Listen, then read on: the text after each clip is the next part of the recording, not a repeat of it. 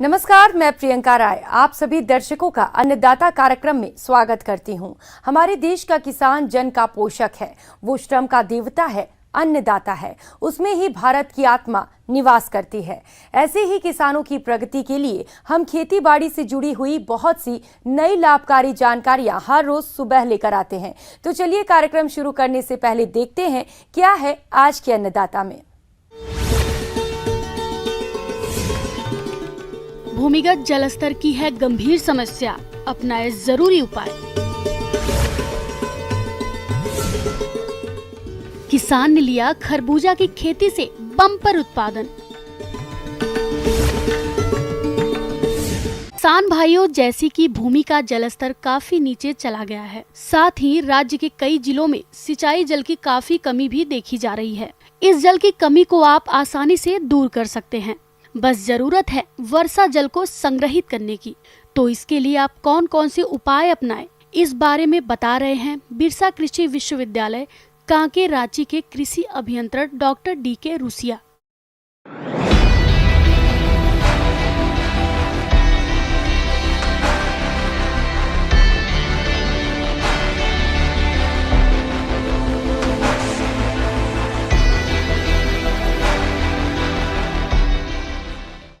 मेरा आपसे पहले भी सुझाव रहा है कि हम इस बरसात के बहते हुए पानी को अगर हम संग्रहित करते हैं, संरक्षित करते हैं, अच्छे तरीके से इसको बचा के रखते हैं, तो न केवल यह हमारे खरीफ मौसम में ही केवल काम आएगा, बल्कि रबी के मौसम के बाद भी हमको गर्मा फसलों में भी फायदा देता है। निर्मित तालाब हैं, अर्ध निर्मित तालाब हैं, जिन तालाबों का गहरीकरण नहीं हुआ था, जो सामुदायिक तालाब थे, निजी तालाब थे, खानदानी तालाब थे, खेत में बने हुए छोटे छोटे तालाब थे, सबके गहरीकरण के बारे में अनेकों बार आपसे हमने निवेदन किया।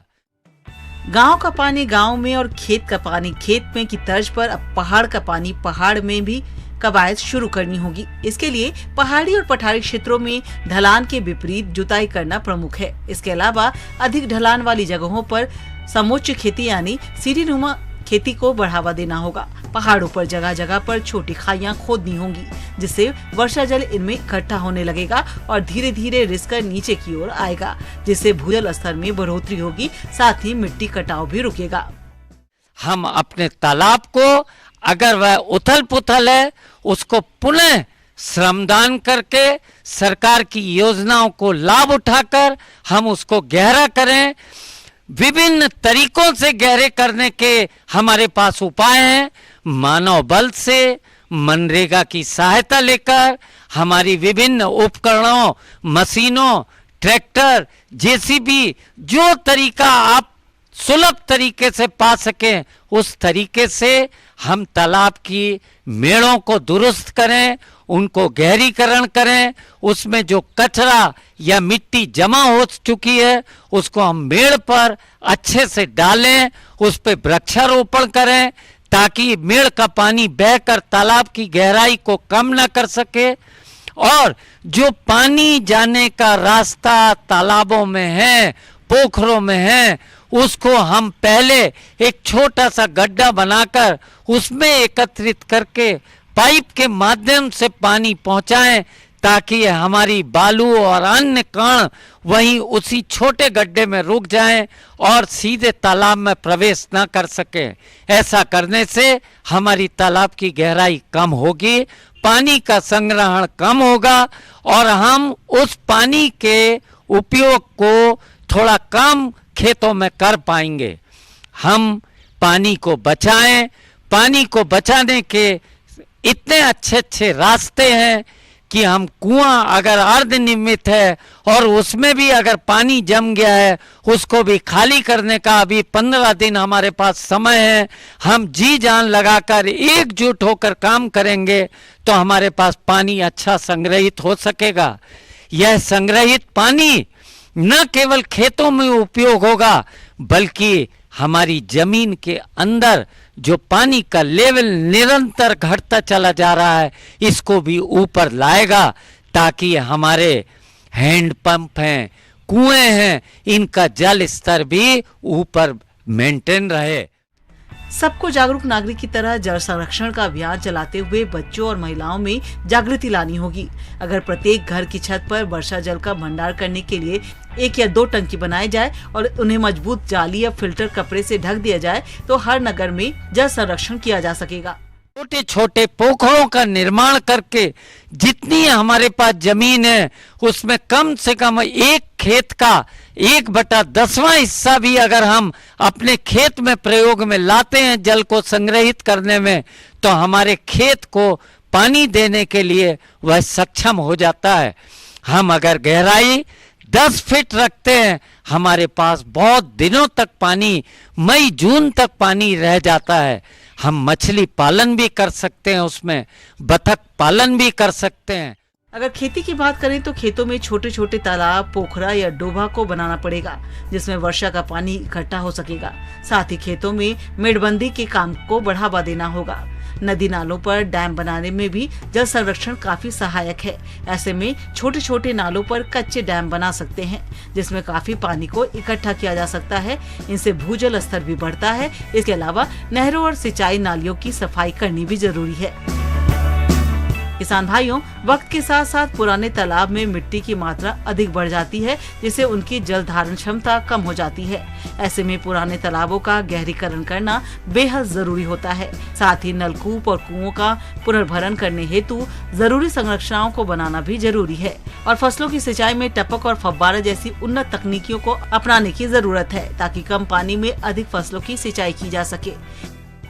अगर हम बहाव पद्धति से न देख के टपक सिंचाई के माध्यम से अगर हम रबी के मौसम में सब्जी में, अन्य सब्जियों या अन्य हमारी जो तिलहन दलहन फसलें हैं, अगर उसको हम लाइन से टपक सिंचाई के माध्यम से प्रयोग करेंगे, तो हम कम पानी में ज़्यादा क्षेत्र को सिंचित बना के ज़्यादा फसल उत्पादन में लाभ ले सकते हैं। कि जल संग्रहण एक बहुत ही महत्वपूर्ण भूमिका है, जिसको करना आज हम सभी के लिए आवश्यक है। और अगर हम जितना ज़्यादा से ज़्यादा बरसात के बहते हुए पानी को अपने खेत में ही रोकने का प्रयास करेंगे, हमारे लिए उतना ही लाभकारी होगा। आइए हम जल बचाएं और कृषि को बढ़ाएं, उत्पादकता को भी बढ़ाएं। किसान भाइयों, अब लेते हैं एक छोटा सा ब्रेक।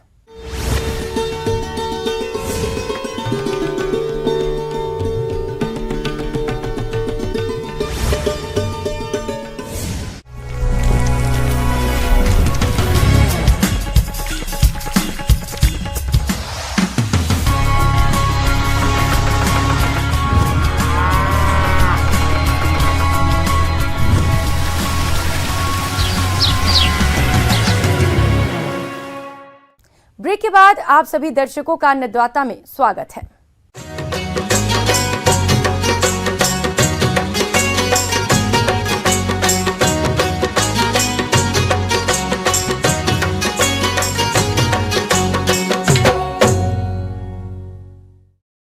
प्रदेश के कई किसान भाई ड्रिप और मल्चिंग विधि से खरबूजा की खेती करते हैं, लेकिन वह फसल में किए जाने वाले आवश्यक कार्यों पर कोई विशेष ध्यान नहीं देते, जिसकी वजह से उत्पादन में कमी आ जाती है।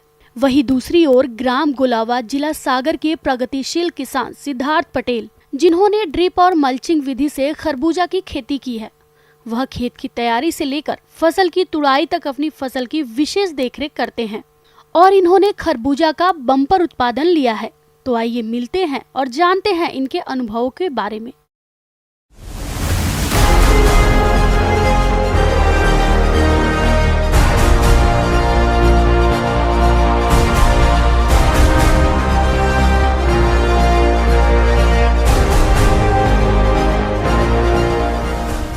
पिछले 3-4 वर्ष से खरबूजे की खेती कर रहा हूँ।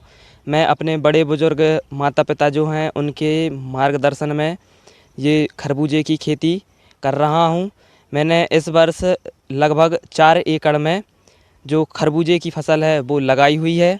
आपको प्रति एकड़ जो फसल का उत्पादन रहा है और जो फसल लगाने में, उसकी तोड़ाई में जो भी खर्चा आया है, मैं उसके बारे में आपको बताऊंगा। हमने इस वर्ष जो खरबूजे का उत्पादन है वो हमने प्रति एकड़ 120 क्विंटल प्रति एकड़ का जो उत्पादन है वो हमने प्राप्त किया है। और इसको हम बाज़ार में जो औसत भाव है 20 रुपये प्रति किलो के हिसाब से हमने इसे खेत में बेचा है। जो हमारी कुल आय हुई है वो 2,40,000 रुपये प्रति एकड़ के हिसाब से हमारे लिए प्राप्त हुई है। और इसमें अब जो फसल लगाने में, जो खेत बनाने में, बेड बनाने में, उसमें जो मल्चिंग और ड्रिप जो हमने लगवाई थी, उसमें जो लेबर कॉस्ट लगी उसके बारे में, जो बीज का खर्चा आया, जो रासायनिक खाद थे जो हमने खेत में उपयोग किए, कुछ रासायनिक दवाइयाँ भी थीं जो हमने खेत में डलवाई हैं, और भी खर्च जो थे, लेबर कॉस्ट थी, लेबर जो ले जाने में उधर हमाली लगी हमारी, और जो ट्रांसपोर्टेशन का जो ट्रैक्टर का खर्चा आया, जो हमारा कुल खर्चा आया वो 70,000 रुपये प्रति एकड़ हमारा खर्चा आया। और हमारी जो कुल आय थी वो हमें 2,40,000 रुपये कुल मिली। इसमें हमारी जो शुद्ध बचत हुई तो जैसे 2,40,000 रुपये हमारी कुल आय है और 70,000 रुपये हमारा जो था वो खेत बनाने में और भी जो खर्च थे उसमें खर्चा हुआ। तो इस प्रकार हमारी जो कुल आय 1,70,000 रुपये, हमारी जो शुद्ध बचत हमें प्राप्त हुई है वो हमारे लिए 1,70,000 रुपये मिली है। तो देखा किसान भाइयों, इस प्रगतिशील युवा किसान ने खरबूजा की खेती से कितना अच्छा उत्पादन प्राप्त किया और उसे अधिक बाजार भाव पर बेचकर प्रति एकड़ से 1,70,000 रुपए का शुद्ध मुनाफा प्राप्त करने के लिए खरबूजा की खेती में ड्रिप और मल्चिंग का प्रयोग करते हुए इसकी खेती कैसे की, इसकी जानकारी लेते हैं खुद इन्हीं से। में जो फसल में हमने आवश्यक जो कार्य हैं, जो मुख्य कार्य रहते हैं वो क्या क्या किए हैं, मैं आपको उसके बारे में बताऊंगा। तो सबसे पहले बात आती है खेत की तैयारी की। तो खेत की तैयारी हमने गहरी अच्छी कल्टीवेटर की सहायता से अच्छी गहरी जुताई कराई, उसमें रोटावेटर चलाकर उसको अच्छा बारीक बनाया। जो फसल के लिए प्रति एकड़ जो गोबर की खाद वो हमने 3 ट्रावली प्रति एकड़ के हिसाब से खेत में डलवाई थी। और जो बेसल डोज है उसमें 3 बोरी single super phosphate, 25 kilo potash, 1 बोरी DAP और 1 बोरी यूरिया की जो मात्रा है हमने बेसल डोज में खेत में छिड़कवाई थी, डलवाई थी। और भूमि को रोटावेटर चला के अच्छे से मिला दिया था। उसके बाद हमने बेड की तैयारी करवाई थी और उसके बाद बेड मेकर की सहायता से बेड बनाए। उसमें ड्रिप इरीगेशन, जो ड्रिप बूंद बूंद सिंचाई पद्धति है उसको लगाना, यानी उसको इंस्टॉलेशन जो किया हमने वो कराया। और उसके ऊपर जो मल्चिंग फिल्म आती है, जो पॉलीथिन सीट रहती है मल्चिंग फिल्म, तो उसको लगवाया। खेत में बेड से बेड की दूरी जो है वो 6 फुट रखी थी। और जो पौध से पौध की दूरी है वो ड्रिप में जो लेटरल में जो छेद बना होता है, जो फिल्टर लगा होता है लेटरल में, वो 1 फीट पर लगा होता है। तो उसी के हिसाब से हम लोग ने जो है मल्चिंग फिल्म में होल बनाकर उसमें बीज का रोपण कराया था। रोपण के बाद जो सिंचाई है वो पहले दिन लगभग इतनी हम लोग के लिए करनी होती है कि पूरा बेड जो है वो नमी से भर जाए, गीला हो जाए। उसके बाद प्रतिदिन 1 से 2 घंटे सिंचाई पर्याप्त होती है।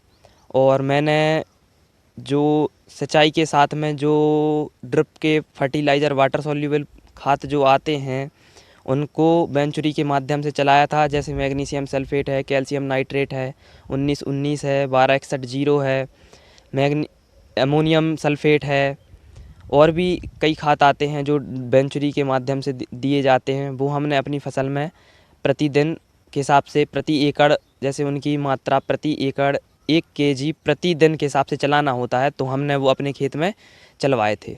वैसे खेत में जो मल्चिंग फिल्म लगी रहती है उसकी वजह से खरपतवार बहुत कम मात्रा में खेत में उगते हैं। तो हमने जो है फसल 3 महीने की फसल होती है जैसे खरबूजे की, तो उसमें 2 या 3 बार खरपतवार नियंत्रण निकालना आवश्यक होता है, जो हम लोग ने अपने खेत में करवाए हैं। किसान भाइयों, खरबूजा की फसल को कीट और रोग अधिक नुकसान पहुंचाते हैं, जिसकी वजह से उत्पादन में कमी आती है। इसलिए इस किसान ने इनकी पहचान पर नियंत्रण करते हुए खरबूजा के फलों की तुड़ाई कर अच्छा उत्पादन प्राप्त किया है। अब बात करते हैं कीटों की और रोगों की। तो सबसे पहले कीट के बारे में बात करते हैं। तो कुछ कीट होते हैं, रस चूसक कीट हो गया, सफ़ेद मक्खी हो गई, फ्रूट फ्लाई हो गई। तो ये क्या है, बहुत ज़्यादा मात्रा में हमारी फसल को नुकसान पहुंचाते हैं और अच्छा उत्पादन नहीं मिल पाता है। तो उसके लिए जैसे जो इमिडाक्लोप्रिड है 17.8% जो बाज़ार में मिल जाती है, उसका 0.5 ml प्रति लीटर पानी में मिलाकर स्प्रे करना होता है। अब बात आती है फसल तुड़ाई की। तो फसल तुड़ाई में भी हमें कुछ विशेष बातों का ध्यान रखना होता है। खरबूजे के फल होते हैं वो पकते ही साथ अपने मतलब जहाँ से डंठल जो लगा होता है वो छोड़ देते हैं, लेकिन कुछ फल नहीं भी छोड़ते, तो उनको हम उठाते जाते हैं आसानी से और क्रेट तसले थैलों में भरकर उनको खेत से ट्रॉली में रखकर हम आंगन तक लाते हैं और फिर वहाँ पे ग्रेडिंग छटाई और जो सड़े फल हैं, कुछ चूहों द्वारा कुतर दिए जाते हैं वो फल हैं, छोटे फल हैं, तो उनकी ग्रेडिंग करा के उनको बैग्स में भरकर मंडी जाने के लिए हम तैयार कर लेते हैं। 20-20 किलो के हम ये जो बैग हैं ये बनाते हैं और उनको अच्छे से ट्रॉली में जमा कर या जो भी साधन है उसमें जमा कर मंडी ले जाने के लिए बना लेते हैं, तैयार कर लेते हैं। ये जैसे सागर मंडी है, बीना मंडी है, सिरोंज मंडी है और कुछ जिनको जानकारी होती है तो वो हमारे घर से भी जो फल हैं, जो फसल है खरबूजे की फसल है, वो हम लोग के यहाँ से ले जाते हैं। आगे और भी हैं खेती बाड़ी से जुड़ी हुई बहुत सी रोचक जानकारियां। यहाँ रुकेंगे एक और छोटे से ब्रेक के लिए।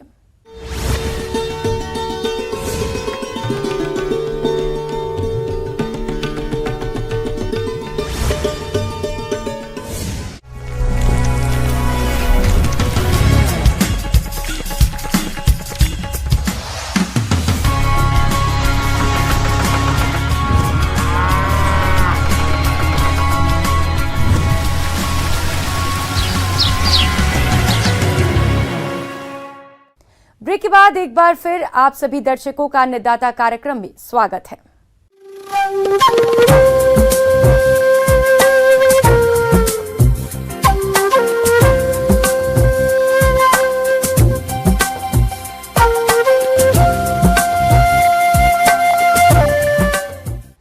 मौसम विभाग की रिपोर्ट पर साप्ताहिक कृषि सलाह इस प्रकार है।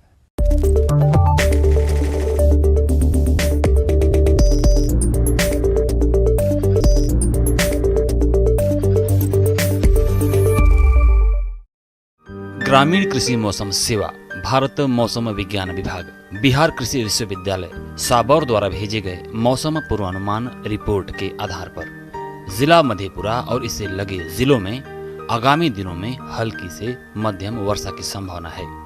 वहीं अन्य जिलों में आगामी दिनों के दौरान हल्की वर्षा हो सकती है। ऐसे में इन क्षेत्रों के किसान भाइयों को सलाह दी जाती है कि मक्का फसल की कटाई और थ्रेसिंग के बाद इसे सुरक्षित स्थानों पर रखने की सलाह दी जाती है। वर्तमान मौसम की स्थिति अब सीधी बीज वाली अगेती और मध्यम अवधि की धान की किस्मों की बुआई के लिए अनुकूल हो गई है। जो भूमि शुष्क है वे धान की बुआई के लिए सीड ड्रिल मशीन या सीधी सीडिंग विधि का उपयोग कर सकते हैं। सूखे खेतों में धान की सीधी बुआई के लिए किसानों को सलाह दी जाती है कि बुआई के 48 घंटे के भीतर पेंडीमिथिलिन 1 लीटर प्रति एकड़ की दर से छिड़काव करें। बुआई के 15 से 20 दिनों के भीतर बिस्पायरीबैक सोडियम 10 SC दवा की 100 मिलीलीटर मात्रा प्रति एकड़ की दर से छिड़काव करें। धान की सहभागी प्रभात, सबौर, अर्धजल, सबौर श्री, राजश्री, राजेंद्र मसूरी 1, राजेंद्र भगवती और स्वर्ण सब 1 जैसे धान की अगेती किस्मों के लिए ऊंचे क्षेत्रों में नर्सरी की बुआई की सलाह दी जाती है। बुआई से पहले बीजों को कार्बेंडाजिम 2 ग्राम प्रति किलोग्राम बीज की दर से उपचारित करना चाहिए। गर्मा मूंग की परिपक्व फलियों को तोड़ लेने के बाद हरी खाद के लिए उसके पौधों को मिट्टी पलटने वाले हल से जमीन में मिला दें। खरीफ दलहनी फसलों जैसे मूंग, उड़द और अरहर की बुआई करें। ग्रीष्मकालीन सब्जी की निराई गुड़ाई एवं फसल सुरक्षा पर ध्यान दें। बीज स्थली में बरसाती प्याज N53 बीज की बुआई कर दें। वर्षा प्रारंभ होते ही लंबी अवधि के तैयार बीजों की रोपनी शुरू कर दें। ग्रीष्मकालीन सब्जियों पर फफूंदनाशक कार्बेंडाजिम और मैंकोजेब के मिश्रण वाली दवा 1 से 1.5 ग्राम प्रति लीटर पानी के हिसाब से घोल बनाकर छिड़काव करें। जो किसान नए आम, लीची या अमरूद के बाग शुरू करने के इच्छुक हैं, उन्हें जून-जुलाई महीने के दौरान रोग मुक्त स्वस्थ पेड़ लगाने की सलाह दी जाती है। किसान भाइयों को सलाह दी जाती है कि खेत तैयार करें और बारिश के मौसम की मक्का की किस्मों में राजेंद्र शंकर मक्का 1, राजेंद्र शंकर मक्का 2, शक्तिमान 1, शक्तिमान 2, SHM 1, DHM 117 के बीज खरीदें। मूंगफली की किस्मों में AK 12-24, कुबेर M13, JL 24 आदि की बुआई अच्छी जल निकासी व्यवस्था वाली हल्की बलुई मिट्टी में करनी चाहिए। बीज की मात्रा 80 से 90 किलोग्राम प्रति हेक्टेयर होनी चाहिए। पंक्ति से पंक्ति की दूरी 30 सेंटीमीटर होनी चाहिए और पौधे से पौधे की दूरी 10 सेंटीमीटर होनी चाहिए। पशुओं को पर्याप्त मात्रा में पेयजल उपलब्ध कराएं और उन्हें हीट स्ट्रोक से बचाने के लिए छाया में रखें। यदि पशुओं के लिए हरा चारा उपलब्ध नहीं है तो उन्हें विटामिन ए का इंजेक्शन दिया जाना चाहिए। गर्मियों में उगाए जाने वाले ज्वार में कुछ जहरीले तत्व होते हैं जो जानवरों के लिए हानिकारक हो सकते हैं। पशुओं को ज्वार खिलाने से पहले उन्हें ताज़ा और ठंडा पानी 2 से 3 बार रोज दिया जाना चाहिए। किसान भाइयों को सलाह दी जाती है कि पशुओं के प्रमुख रोग एंथ्रेक्स, लंगड़ी एवं गलघोंटू से बचाव के लिए पशुओं को टीके लगाएं।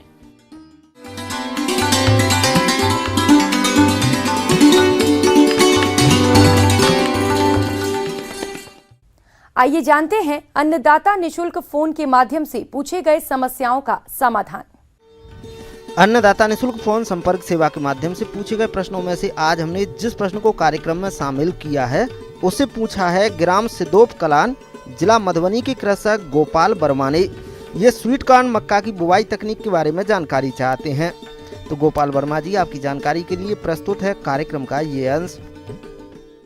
बात करते हैं स्वीट कॉर्न उत्पादन तकनीक पर। स्वीट कॉर्न मतलब मीठा मक्का।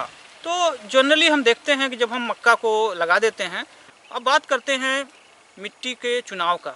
जो मृदा का उपयुक्त चुनाव है, हम मक्के के लिए जो मृदा चाहिए वो हल्की दोमट से दोमट मृदा जो जल निकास युक्त होती है वो बहुत उपयुक्त होती है। उसका चुनाव करके खेत की तैयारी पर विशेष ध्यान देना चाहिए। इसके लिए एक बार गहरी जुताई करके 2 से 3 बार कल्टीवेटर से जुताई करना चाहिए। बुआई से 15 से 20 दिन पहले 8 से 10 टन प्रति हेक्टेयर गोबर की खाद को कल्टीवेटर की मदद से पूरे खेत में समान रूप से दें। इसके बाद खेत को अच्छी तरह से समतल कर लें। फिर बात आता है स्वीट कॉर्न में उर्वरक प्रबंधन की। मक्के की फसल चाहे स्वीट कॉर्न की फसल हो, ये पोषक तत्वों का बहुत ज़्यादा ग्रहण करता है। तो इसके लिए आज के डेट में 150 किलोग्राम नाइट्रोजन, करीब 70 से 75 किलोग्राम फास्फोरस एवं 75 से 80 किलोग्राम पोटास प्रति हेक्टेयर देने की ज़रूरत है। पोटास की मात्रा, हालांकि जो हमारा न्यूट्रिशन है इसकी मात्रा मिट्टी की जांच के आधार पर रखना चाहिए, लेकिन किसी कारणवश मिट्टी की जांच नहीं हो पाती है तो ये उर्वरक दर आप अपने खेतों में दे सकते हैं। तो सबसे पहले इसमें जो हमारी प्रमुख प्रजातियां कौन कौन से हैं जिसका चुनाव करना अति महत्वपूर्ण होता है। प्रजातियां हैं उसमें जैसे पहली प्रजाति है प्रिया और दूसरी प्रजाति है माधुरी। प्रिया और माधुरी ये दोनों प्रजातियां ऐसी हैं जो स्वीट कॉर्न के लिए बहुत ही अच्छी जानी मानी प्रजातियां हैं। इनका चुनाव करके इनको लगाया जा सकता है। बुआई से पूर्व बीजों को बाविस्टिन 1 ग्राम दवा से प्रति किलोग्राम बीज अच्छे से उपचारित करें ताकि इन्हें बीज तथा मृदा जनित रोगों के साथ कीट व्याधियों से भी बचा जा सके। बीज की बुआई के लिए जरूरी है कि 60 सेंटीमीटर कतार से कतार तथा 20 सेंटीमीटर पौधा से पौधा रखा जाए। अर्थात 1 हेक्टेयर स्वीट कॉर्न के लिए 83,333 पौधे पर्याप्त हो जाते हैं।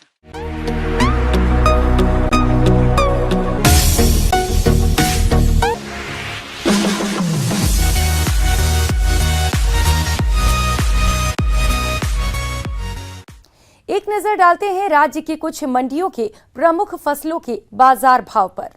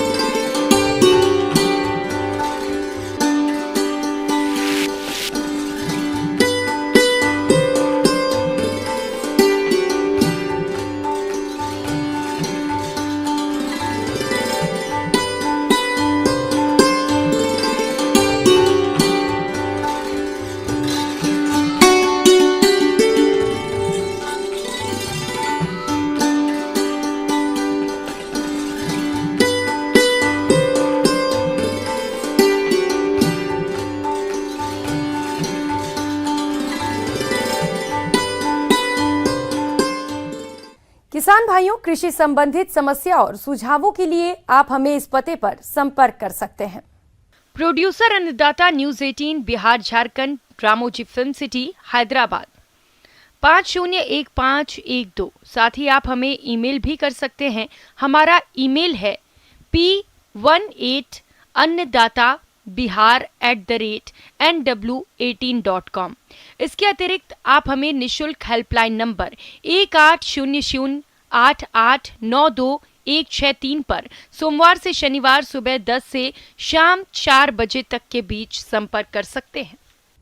अब समय हो रहा है आपसे विदा लेने का। कल फिर मुलाकात होगी कृषि से जुड़ी महत्वपूर्ण जानकारियों के साथ। तब तक के लिए नमस्कार।